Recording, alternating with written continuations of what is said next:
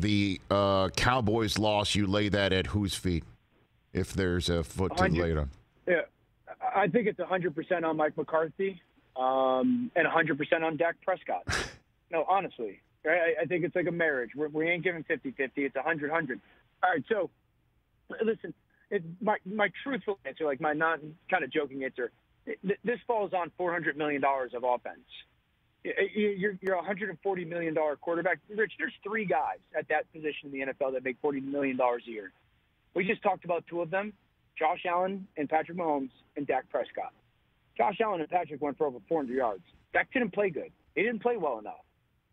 And in those moments, that's what you're paid for, is to outperform when no one else on your offense shows up. Your $90 million back didn't show up. Again, your $100 million receiver and Amari Cooper didn't show up again. Candidly, Tyron Smith got beat up yesterday. He got handled by the 49ers defensive front.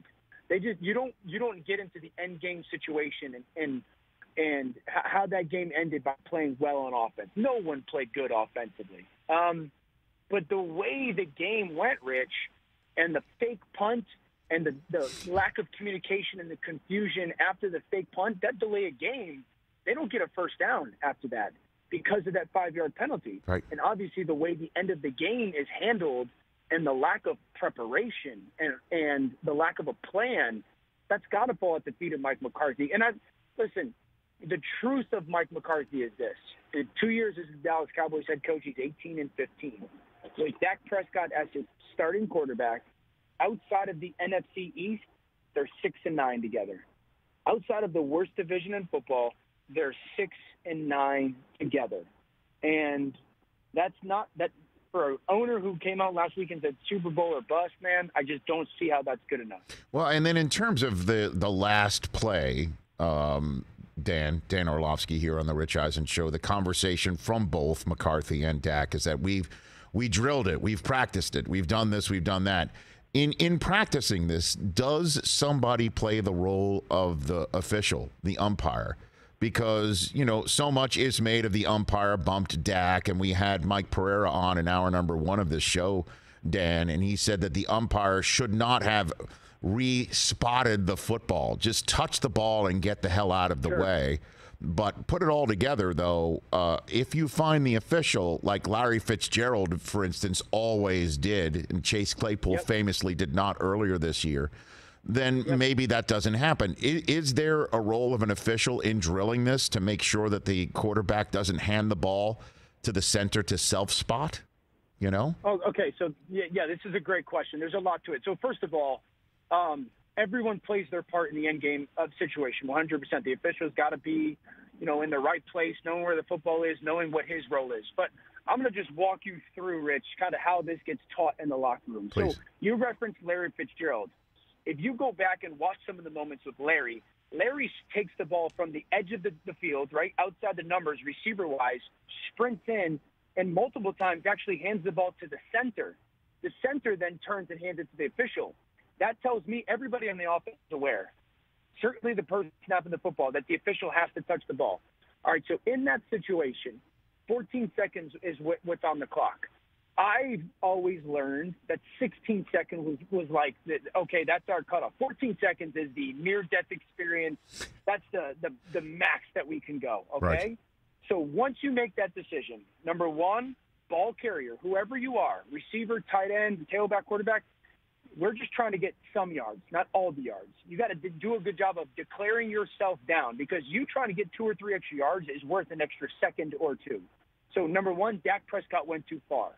Number two, your job is to get up and hand the ball to the official. Don't toss it to him. These guys are 60 years old. I'm not knocking someone who's 60. But in the heat of the moment, everyone's moving around. You don't want to trust the guy to catch the ball from you. You hand the football to him, okay? Number three, everyone then needs to be with urgency to get into a legal formation. If you go watch like Noah Brown or Dalton Schultz, they're like confused in that moment. 5 seconds on the clock. Hey, what are we doing? So it looks lack of preparation. And then the last point, and this is one of the most crucial for me, Rich. So again, when you're taught this situation, that's if things go ideally, right? Hey, if everything goes perfectly. You're always taught as a quarterback, what happens if it doesn't go the way we hope? Let's say there's a stumble or the referee does hold the football, 3 seconds is the cutoff, where if you realize the clock is on 3 seconds, you are now in 911 mode. You are screaming down the field or at the line of scrimmage, 911, 911. That is declaring to everybody, we are not spiking the football. We are in a Hail Mary situation. We're running down to the end zone. That was never part of what it looked to be the Cowboys' preparation. And so there's so many layers. When you would do this in practice, there should always be an official. We've always had officials to be a part of that. It's never been, a player. It's always been the officials. And it just looked like the Cowboys were unprepared and not able to execute what was necessary. Dan Orlovsky here on the Rich Eisen Show. So then last one for you on this subject matter. And you've heard all the conversations since, by the way, I have been on the bystander status when Michael Irvin gets at it with somebody on the set, as happened to you today on First Take with Stephen A's return. Perfect timing, by the way, too. What do you do if you're Jerry Jones? What do you do?